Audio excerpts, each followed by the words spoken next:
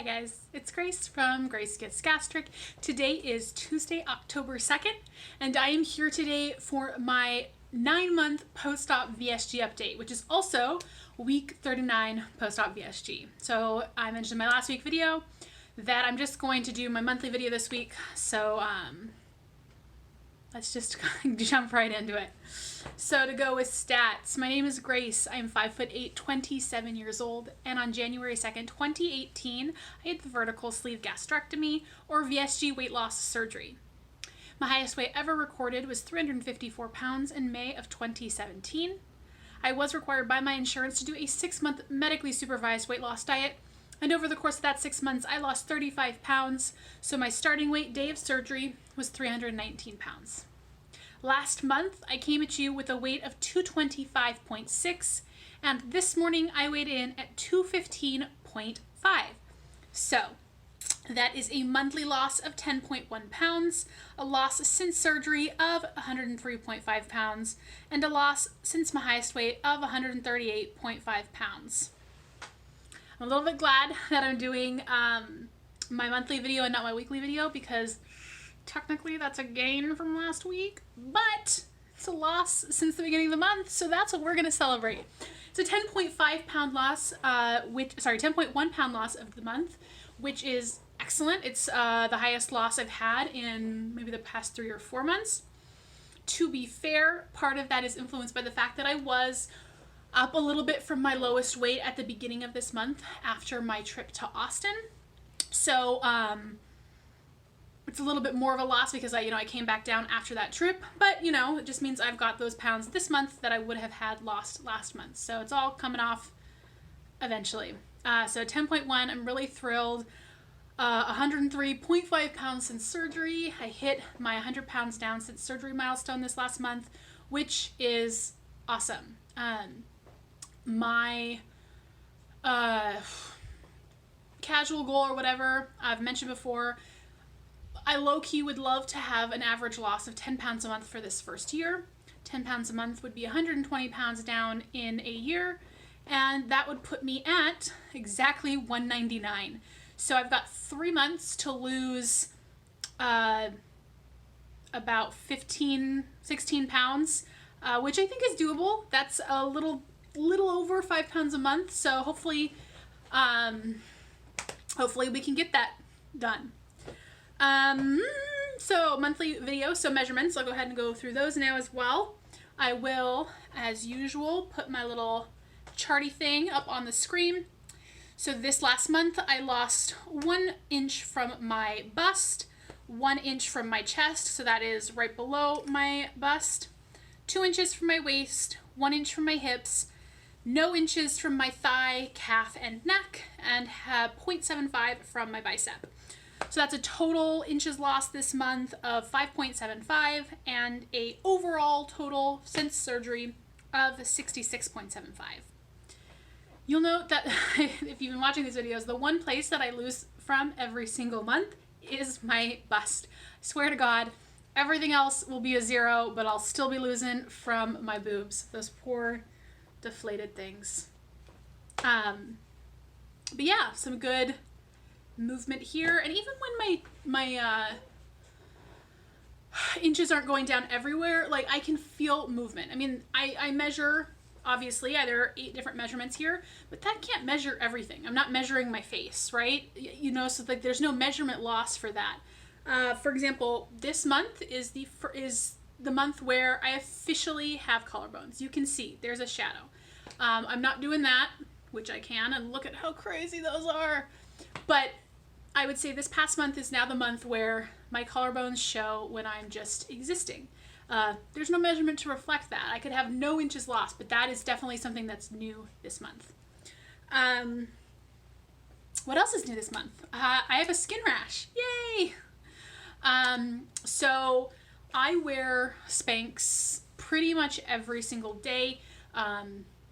It really just helps keep my loose skin in and smooth, so that I can look a little bit nicer in my clothing, and my clothing will fit me better, and I just feel more comfortable that way.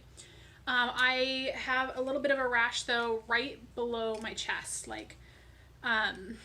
kind of like the palm size, like right in between my my boobs. It's like I have the under boob roll that, you know, if you've got that, you've seen fellow overweight people who have that lovely like roll that forms right below your bust. And I think just the fact of kind of like smashing it together in my Spanx has sort of irritated it a bit. I know, like, I want to be documenting all that stuff for potential plastics, even though I don't think my insurance will cover it regardless.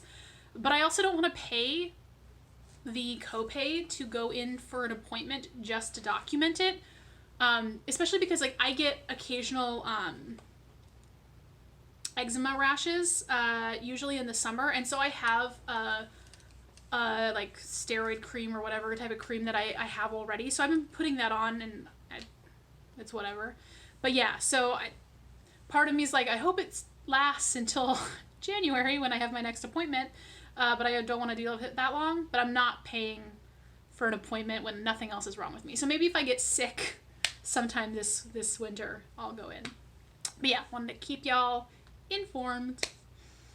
What else? Oh, I went through my closet for the second time. I did a spring cleaning, and then I did a fall cleaning, I guess, of all my clothes, just to kind of get rid of the stuff that is just no longer working for me. Like I've mentioned before, I've really hit a point where I can't get away with as much with my old clothing, the stuff I wore pre-op. And I had my sister over to help me with it, and, you know, give me the yes or no. And partly I just wanted the company. She was not the best person to have here. Partially because she has a very different style than me and doesn't like my style that much. So she would dislike clothing that I liked. And partially, like, she really likes to wear her clothing very oversized. I have always preferred to wear my clothes fitted, quite fitted, overly fitted in some cases. And I think it is two sides of the same issue with us. I think she wears her clothing baggy because she wants to, like, provide the illusion that she could be thinner underneath them. You know, like, if they can't see the rolls, like, maybe they're not there. Whereas I think I came at it from, I want you to see that I have some kind of shape. You know, it's like, it's a fat waist, but there is, like, a waist there. And, like, I think I felt like I was smaller, maybe, if you could see my outline. I don't know. What I do know is, like, there were a lot of clothings that she was like, you can get away with this still. It's baggy, it's a style. And because I don't want to go shopping and I have emotional attachments to my clothing, I was like, okay, fine. But I realized the other day is that I still very much prefer to wear fitted stuff, even more so, I think, than before when I was obese. And I wore this shirt the other day, and it kind of had a bit of a, I mean, it wasn't like that intense. It wasn't like a breakdown, but I had like some major body dysmorphia that day. It was loose on me. It was something that I wore at my highest weight, and I just felt huge. I was like, I can still wear something I wore over like 140 pounds ago, and it's hanging off of me, and it just makes my silhouette look bigger because it's baggy. And, you know, and it didn't look bad. It was okay in terms of style, but I did not like the way I felt. I felt like I was still very big. And I think for me, wearing things that are tight and fitted so that I can see my waist now, and I can see how much smaller I am than I used to be, is kind of what I need mentally to, like, feel like I've lost weight. So it was just kind of like a revelation, I guess, of like, and I'm gonna have to do another sweep, I think, now, that I'm not gonna do probably until spring, honestly, because I'm lazy. But like, there are things that I kept that I now think, even if they're fashionably okay, mentally, I can't keep wearing things that are super baggy. So sorry, I'm like very restless today. I know this is probably really annoying. I can't seem to get quite comfortable. And I'm like crossing my legs now like a weirdo, because that's what you can do when you're smaller. Anyways, goals. I think that's kind of like good monthly wrap up. My September goals, let's go over how those went. So my macros, I wanted to stay on point with that. 1,000 calories or less, 50 net carbs or less, over 90 grams of protein, and over 100 ounces of water a day. I did okay with this. To be honest, particularly in the last like week and a half, 2 weeks, I've been over my calories. I've been more like 1,200 instead of 1,000. I've found it very hard lately to stick to 1,000 calories. And it's almost entirely a mental thing and not really a physical hunger thing. I know that I've been struggling a lot with like just boredom as well. My roommate was gone. And I just had a lot of extra free time that we normally would spend hanging out. And, I like didn't know what to do with myself. And I think that partially contributed to, me eating to fill the time. She came back yesterday, so I'm hoping that will help. I also wanted to do 8K steps. I got very close. I got 7.6K on average. So not quite there yet. 8K is good in that it is a stretch for me. It is not something that I can achieve without effort. So I like it. It's not so, I mean, I got 7.6, so I got close. So it's possible, but it is definitely a stretch. My other goal was to do 2 to 3 workouts a week. I did awesome with this. The best I think I've done since I started working out. I got 3 to 4 workouts every week. With the last 3 weeks, I got 4 workouts in, which is because I added in a new class. Again, my roommate was gone, so I had to fill the time. So I started doing another class just to like kill some time. In addition to that, I wanted to do yoga once a week, which I did. I did 4 times. The only day I didn't do was when I was out of town. So I did every Sunday that I was in town, I did yoga, which is great. And I'm still really enjoying it. I don't always love it because I'm not all that good at it, but I appreciate it for what it is. And I have no flexibility. And that's something I really want to work on. So I appreciate that it kind of forces me to do that. And then my other goal was to do a Saturday walk. I did not do a Saturday walk at all, but I did add in my Saturday workout class in the mornings, which I did 3 times, so I'm counting that as the equivalent. So overall for September, I did pretty okay. Honestly, the only things I didn't nail were the macros, which are the most important thing, to be honest, and my 8K steps, but I got very close. So for October, I think saying like I want to be good on my macros is a little bit too general and hard to kind of track against, I guess.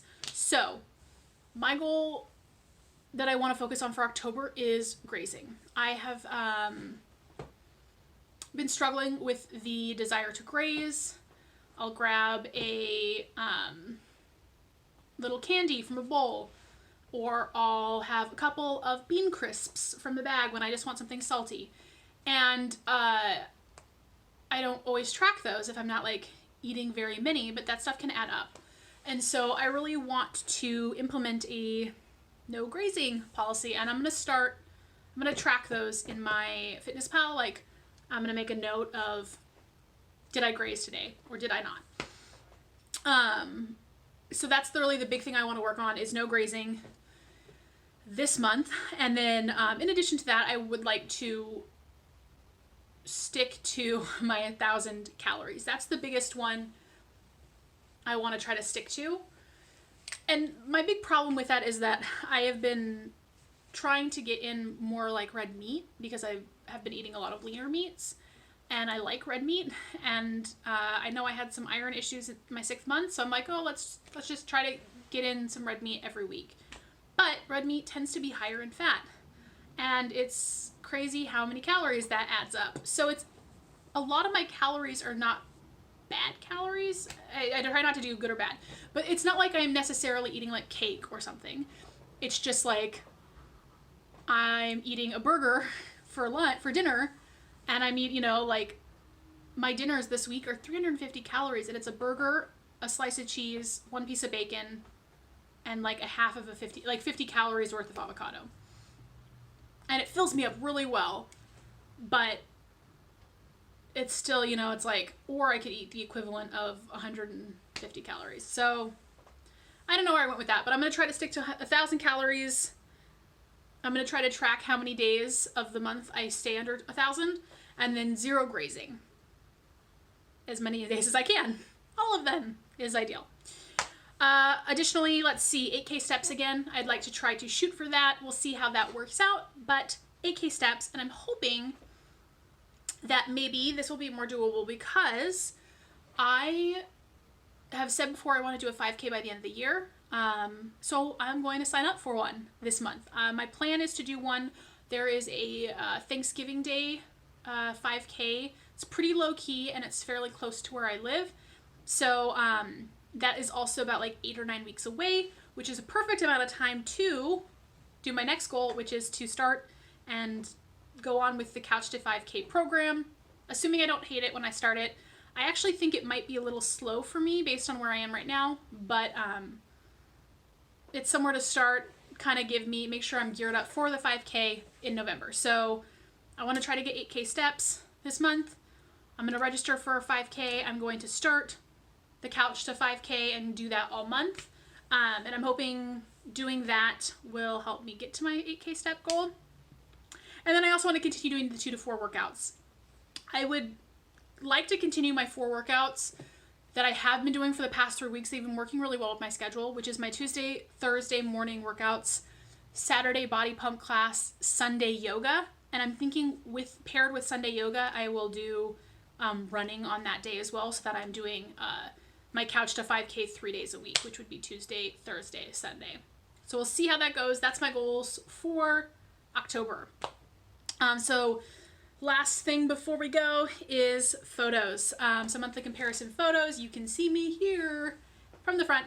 I've got my January photo, which is before surgery, and then last month, which is month 8, and then month 9 on the other far side, from the side as well. I'm definitely seeing a difference. These are all the same clothing, and you can tell, especially in this back view, that the shirt is getting a little bit big on me. I've also been taking these photos every month in just my bra and underwear, and someday maybe I'll share those with you guys as well. Probably not until I get plastics, to be honest. I'll probably, if I ever do plastics, which is in the cards, I'll probably do a skin flick right before that. I think most people do that, you know.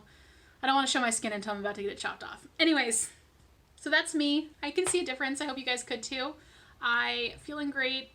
I cannot believe that it has been 9 freaking months. 3 more months until my 1-year surgery. That is insane. I mean, I just can remember my pre-op and how long it felt like it would be until I got surgery, and then just to think like how far I've come since then, it's just really mind-blowing.